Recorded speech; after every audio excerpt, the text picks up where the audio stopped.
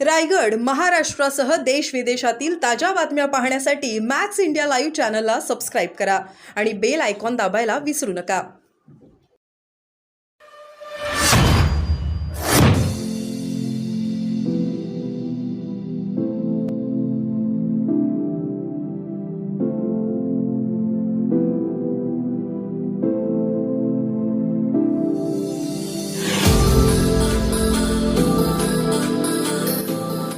गोष्ट अशी की तुम्ही जर आमच्या स्टेजचे फोटो काढले तर ठाण्यावर ज्यांचं वर्चस्व आहे असे सगळे नगरसेवक, सगळे पक्षाचे प्रमुख, प्रत्येक झाडून कार्यकर्ता आणि नेता हा महायुतीच्या सभांना उपस्थित असतो। ही वस्तुस्थिती आहे। म्हणजे ही ताकद, ही महायुतीची ताकद आहे आणि ही ताकद ही निवडणुकीमध्ये निश्चितपणे विरोधकांना दिसणार आहे। विरोधकांचा एक मुद्दा असा आहे की त्यांना विकासाची लाट जी मोदी साहेबांची आहे ती महाराष्ट्रामध्ये थोपवायची आहे।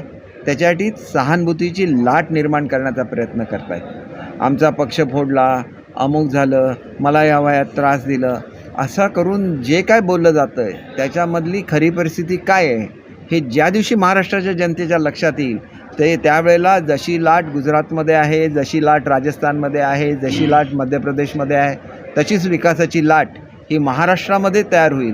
कारण महाराष्ट्र हे भारताचं ग्रोथ इंजिन आहे आणि त्याच्यामुळे ज्या ज्या वेळेला हिमालयाला गरज असेल त्यावेळेला सह्याद्री मदतीला धावून गेलेला आहे आणि हेच चित्र या निवडणुकीमध्ये महाराष्ट्राची जनता भारताला दाखवून देईल आणि मोदी साहेबांना जे अपेक्षित यश आहे ते महाराष्ट्रामध्ये आम्ही त्यांना मिळवून दाखवू। त्याच्यासाठी खंबीर असे आमचे मुख्यमंत्री आहेत, दोन्ही उपमुख्यमंत्री अतिशय खंबीर आहेत आणि सुरुवातीच्या काही काळामध्ये त्यांनी फक्त ऐकून घेतलं। आता ज्यावेळेला उत्तरं येतील त्यावेळेला जी पळापळ महाराष्ट्रामध्ये सुरू होईल ते तुम्ही स्वतः बघा की सत्य हे सत्य असतं। गेल्या 22 महिन्यामध्ये महाराष्ट्राचं गतवैभव महाराष्ट्राला मिळवून देण्याचं काम या महाराष्ट्रामध्ये घडलेलं आहे आणि म्हणून जे जे निर्णय घेतलेले आहेत ते घेऊन पॉझिटिव्हली आम्ही जनतेसमोर जाऊ। आम्ही कोणावरही टीका करणार नाही, परंतु त्याच्याचबरोबर खोट्या प्रचाराला एकही मतदार बळी पडणार नाही एवढी आम्ही वस्तुस्थिती जनतेच्या समोर आणू। आणि बाळासाहेबांचं जे स्वप्न आहे ते स्वप्न मोदीजींनी पुरं केलेलं आहे। बाळासाहेब म्हणायचे की मला एका दिवसासाठी पंतप्रधान करा, मी 370 कलम हटवून दाखवेन आणि मी अयोध्येला राम मंदिर बांधून दाखवेन। बाळासाहेबांची ही स्वप्न पुरी होत असताना आणि मोदी साहेबांनी ती पूर्ण केली असताना बाळासाहेब आपल्यामध्ये नाहीत याचं दुःख आम्हाला सगळ्यांनाच होतं। परंतु स्वर्गामधून ते सुद्धा मोदी साहेबांना आशीर्वाद देत असणार आणि बाळासाहेबांचे आशीर्वाद ज्याला ज्याला मिळतात त्याचं राज्य महाराष्ट्रावर येतं ही वस्तुस्थिती आहे। आणि त्याच्यामुळे 45पेक्षा जास्त जागा या आम्ही महाराष्ट्रामध्ये जिंकू आणि तशीच परिस्थिती आली तर 48पैकी 48 जागा आम्ही महाराष्ट्रामध्ये जिंकू याची मी आपल्याला ग्वाही देतो। युवराजांचे संबंधाचं मी म्हटलं नाही, युवराज जे बोलतात त्याने कशी काय एकंदरच वाट लागलेली आहे आणि ही जी प्रकरणं आहेत आता जी उघडकीला येतात, मग ते कोस्टल रोडचं असेल, ते खिचडीचं प्रकरण असेल, याच्यामध्ये एक ठराविकच मित्रमंडळी का दिसतात याचा विचार महाराष्ट्राने केला पाहिजे। म्हणून जे खोकं म्हणून चिडवतात त्यांच्यामध्ये तुम्ही राज ठाकरे साहेबांचं भाषण ऐका की जे खोके म्हणतात त्यांच्याकडे कंटेनर आहेत असं त्यांनी आपल्या भाषणामध्ये सांगितलेलं होतं आणि त्याच्यामुळे यांची जी खरी स्वरूप आहेत ही आम्ही कशाला अपमान सहन करायचं।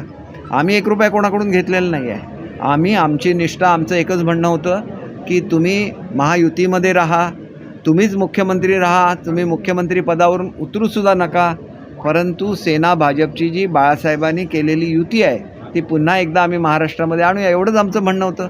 हे म्हटल्यामुळे काय आम्ही गद्दार होतो?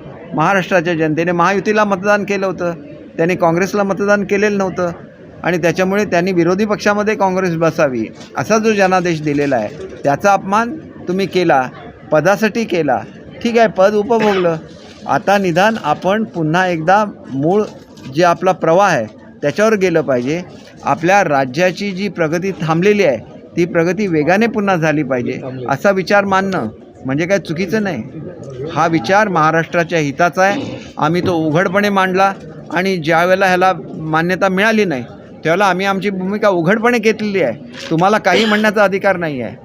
गद्दारी कोण करतं तर बाळासाहेबांच्या विचाराशी गद्दारी कोणी केलेली आहे हे आम्ही सिद्ध करून दाखवू। आणि म्हणून तुम्हाला एवढंच सांगायचं आहे की आम्ही कोणाबद्दलही वाईट बोलत नाही, वाईट बोलणार नाही।